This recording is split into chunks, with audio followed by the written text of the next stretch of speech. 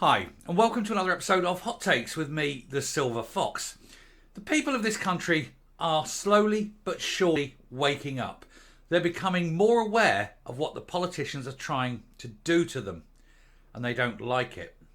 And any politician who fails to understand the changing mood of the people may find that they are completely out of their depth ever so quickly and will not know how to respond, especially if things start turning ugly. We're going to take a look at a picture here now, this article now, which gives a snapshot of what is going on, where people are rejecting various things. They don't like it, they don't want it, and people are starting to say enough and no further, and in some cases actually wanting steps in the other direction, moving away from where we currently are and moving back to where it was. And politicians who don't see the changes coming are going to be left behind.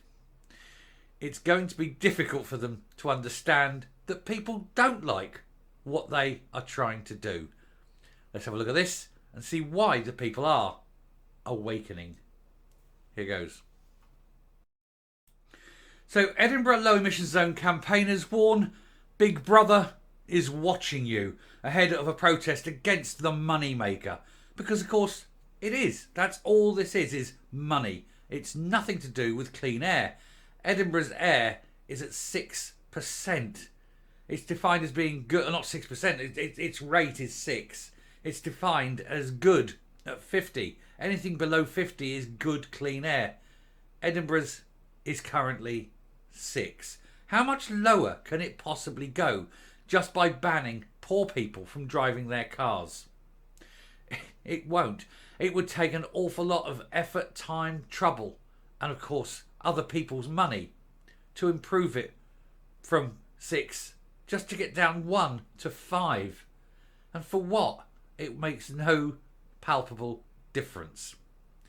This, of course, is nothing to do with air quality. This is all to do with control and raising money. The government, or the local government needs money, so yes, this is a great scheme. But more than that, it is control. It is catfishing. It is that salami slicing by removing rights and freedoms so that you get used to being controlled. But enough is enough. And people are wising up to it now, as we will see. Glasgow City Council is already raking in thousands of pounds every day from non-compliant vehicles, poor people's vehicles, with critics claiming the low emission zone is a precursor to the controversial what they call 20-minute cities, sometimes known as 15-minute cities, but either way, we don't call them that. We call them what they are: ghettos. The protest will be held this weekend as campaigners step up their action against plans to enforce a low emission zone in Edinburgh. The Scottish capital will follow Glasgow in handing out fines to drivers who breach the guidelines in the low emission zone. That is to say, people who are poor, people who don't earn enough to buy nice new shiny cars. Because it isn't the emissions that they're measuring, it's how wealthy you are. And it's the poor that are paying. But it'll be the poor, of course, that will be kettled in their ghettos, ultimately. More than 20,000 fines have been dished out in Glasgow since the low emission zone was enforced on June the 1st, boosting council coffers by £11,000 a day. So just think, in one day they could repay Michael Matheson's phone bill. Businesses have raised concerns about the financial effect of banning certain vehicles, poor people's vehicles, from the city centre, while the impact on the environment has been questioned. Yes, because it's making zero difference at all. And indeed, since the low emission zone came in, the actual air quality has got worse because they've been putting more buses into the routes. And of course, it's the buses that do the big, nasty polluting. And you're not charging the buses because it isn't based on emissions. And the bus companies are very, very thankful of that, because if it was based on emissions, the bus companies would be unemployed. They'd all go. They'd have to close them down. They couldn't afford the routes. Seriously, buses are really, really dirty. Anyway, the court session deemed the zone was legal at a judicial review brought by a local business. And despite that blow, opponents of the scheme will continue to fight against similar ones in Edinburgh as well as in Aberdeen and Dundee. And you've got to fight. You've got to push and push and push. And ultimately, the only way you're going to get rid of these things is at the ballot box. Vote them out. Stop voting for people who want to kettle you and corral you in your 15-minute ghettos, who want to remove from you the right to drive your car, and who want, really, ultimate control of every aspect of your life, because that is the final aspiration. Anyway, protesters from the group No to LEZ will meet from 1 p.m. at Holyrood Park on Saturday. A spokeswoman told the Scottish Express that as well as the impact on businesses, they had concerns about the use of LEZ cameras on private citizens because you're being surveilled at all times. Complete single-party surveillance, isn't it? It's the sort of the states, the Eastern European states under the communist rule. You've got no freedoms. You're monitored. They'll be giving you pieces of paper, your Ausgangs soon, so that you can leave your ghetto, but only between certain hours and for prescribed reasons. You won't be free to just leave any time you like. That's the plan. That's the whole point of the 20-minute ghettos. They also accused councillors of using the LEZs to make money and said they would eventually pave the way for controversial 20-minute cities, or 20-minute ghettos, as we call them. She said the event would raise awareness and inform the public of the implications of the continued imposition of the LEZ schemes on local communities. I'm just going to say this, Glasgow. Grow a pair of balls, organise yourselves, Blade Runners. The rest you can fill in. She claimed low emission zones had absolutely nothing to do with emissions and all to do with raising money, which is what we've said from day one, and for surveillance, which we've also said from day one. They want to monitor every aspect of your life. The spokeswoman added, "We are asked to believe that councillors are suddenly so concerned about the emissions, the limits of which are not breached according to official data. They have spent vast sums of money on infrastructure, surveillance and public relations companies, and no one asked for their money to be spent in this way.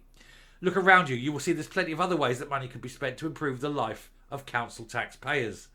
The money spent on surveillance is not the only concern.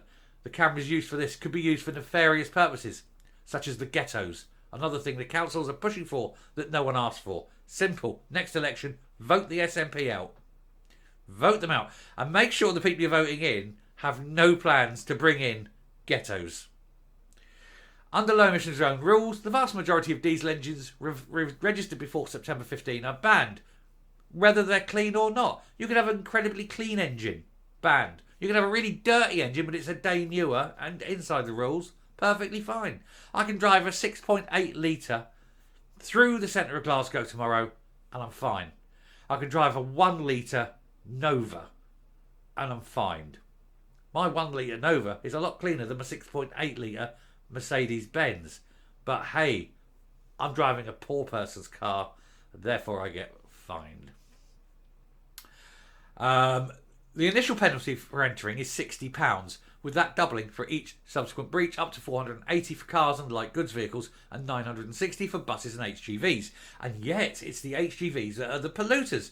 So how about not polluting on the not charging on the age of the vehicle, charging on the emissions, and watching all the bus companies shit themselves at £960 a pop every time they go in? Well, it's simple, isn't it? There'll just be no buses in the centre of Glasgow because the bus companies can't afford it. The enforcement in Edinburgh will begin on June the 1st, 2024. Councillor Scott Arthur, Transport and Environmental Convener at Edinburgh Council, insisted the low emission zone would actually cost the authority money to operate it, but would help the city achieve its target of net zero. It's currently got one of the cleanest airs of any city in Europe. There is no need for a low emission zone in Edinburgh. This is there purely for money, purely for surveillance, and purely to later enforce the 15-minute ghettos that they're going to force you to live in. Ausgang bitte. He said, "Let me be clear, air quality in Edinburgh does not meet the standards set by the World Health Organization," he says. And that, I'm afraid, is an outright lie. The WHO has set the emissions target, the impurities target, at 50, and it defines 50 as being good. Anything below 50, better. Edinburgh, 6. it's one of the cleanest cities in the world. So that man is standing there looking at you and lying to your face. He said the LEZ will play a central role in lowering harmful emissions in Edinburgh, which negatively affect our health and well-being, and this is why it has the support of NHS Lothian. Again, lies. Our LEZ has a 2-year grace period to give people time to get ready and make sure they avoid penalties once enforcement begins. I was pleased to learn earlier this year that compliance is on the rise across all kinds of vehicles, accelerating a positive transition towards cleaner vehicles. Lies. Newer vehicles. Nothing to do with cleaner vehicles. I cannot understand why these people are lying so readily to your face and no one is picking up on it. They're introducing poor people's tax, and ultimately, of course, as I say, it's the poor people that will be kettled in their ghettos. We all need to wake up. We all need to fight this. And we all need to say no. Thank you very much. I'm going to come up and we'll round off this video. The sleeping giant is waking up. We are the sleeping giant. There are many of us. There are few of them. We will always win if we work together. And by work together, all we have to do is vote them out. Vote them out every time. Every time they come up with some crazy, harebrained idea that is designed not to do what they say it's to do, but designed to clamp down, to control, to exert authority over us, we vote them out. They are our servants. We are not theirs. Wake up, people. Vote them out. The next thing you know, you'll be having papers and secret policemen questioning you as you go about your lawful daily business. Where are you going? What are you doing? Why are you outside of your ghetto?